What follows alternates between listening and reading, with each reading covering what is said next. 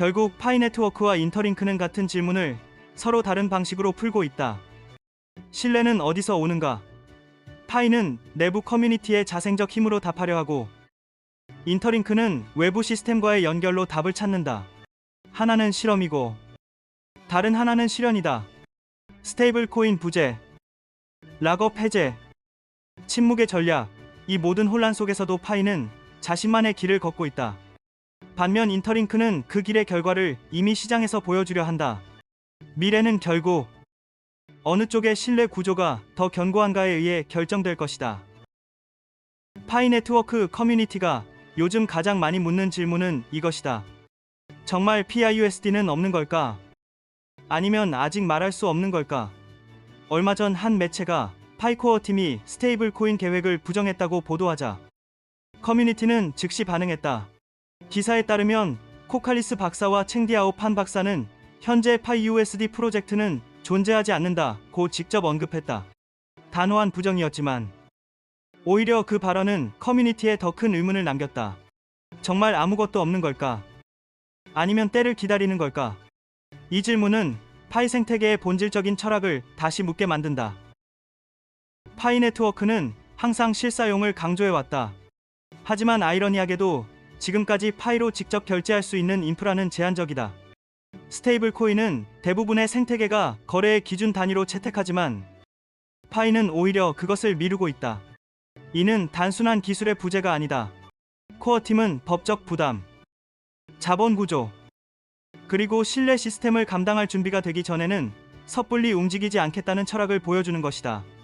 파이는 지금 중앙 없는 경제의 실험을 진행 중이며, 이 실험은 외부 자본에 의존하지 않는 생태계를 증명하려는 시도다. 모든 프로젝트는 일정 규모에 이르면 스테이블 코인을 고민한다. 거래의 기준 단위를 만들고 가치를 안정시키는 장치이기 때문이다. 하지만 파이는 역으로 접근한다. 외부 담보나 1달러 패깅 구조 대신 커뮤니티 참여와 실사용 가치로 균형을 잡으려 한다. 그들은 경제는 기술이 아니라 신뢰에서 비롯된다는 원칙을 실험 중이다. 다시 말해, 파이는 지금 스테이블 코인의 부재를 결함이 아닌 철학적 실험으로 바꾸려는 중이다. 물론 이 접근은 위험하다. DEX와 AMM이 본격 가동되면 거래 기준이 필요해진다.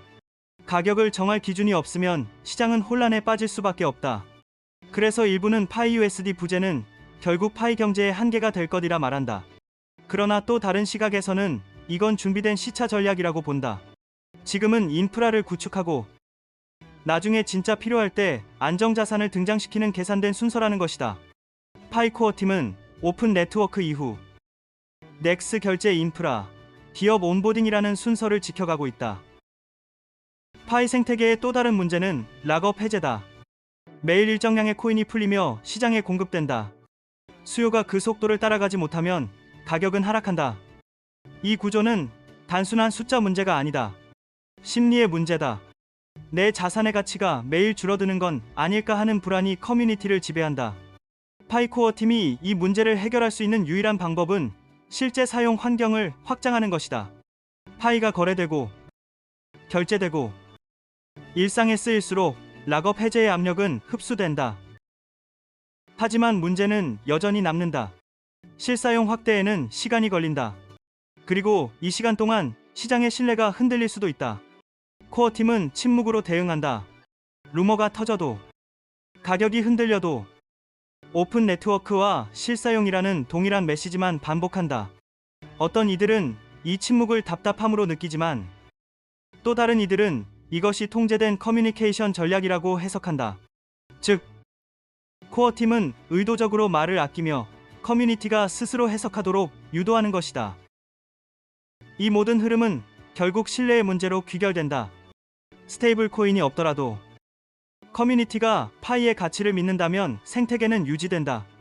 그러나 신뢰가 흔들리면 모든 구조가 붕괴된다. 그래서 파이코어 팀은 기술보다 심리의 안정을 더 중요하게 여긴다. 법적 리스크를 감당할 수 있을 만큼의 구조가 마련되기 전까지는 새로운 통화를 내놓지 않을 것이다. 그들의 철학은 빨리 가기보다 오래 가는 것에 가깝다. 이 시점에서 우리는 인터링크를 떠올리지 않을 수 없다. 인터링크는 이미 다른 길을 걷고 있다. P가 커뮤니티 기반의 실험적 신뢰를 구축 중이라면 인터링크는 그것을 현실 경제에 연결된 신뢰로 바꾸고 있다. ITL 토큰은 실제, 결제, 기업 리저브, 금융 파트너십 같은 실물 경제 구조 속으로 확장되고 있다. 파이가 이상을 증명하려는 단계라면 인터링키는 그 이상을 현실화하는 단계에 있다고 할 수 있다. 그렇다면 이런 질문이 나온다. 만약 ITL이 1년 내 더 많은 결제처에서 받아들여지고 상장사들이 ITL 리저브를 보유한다면 비트코인보다 더 가치 있을까? 어쩌면 이 질문은 단순한 농담처럼 들릴지 모른다. 하지만 본질은 깊다. 가치는 네트워크의 크기와 신뢰, 그리고 실제 사용처에서 비롯된다. 만약 ITL이 실물 경제와 금융권 모두에서 확산된다면 비트코인보다 높은 효용 가치를 가질 가능성도 있다. 비트코인이 상징이라면 ITL은 실용을 대표할 수 있기 때문이다.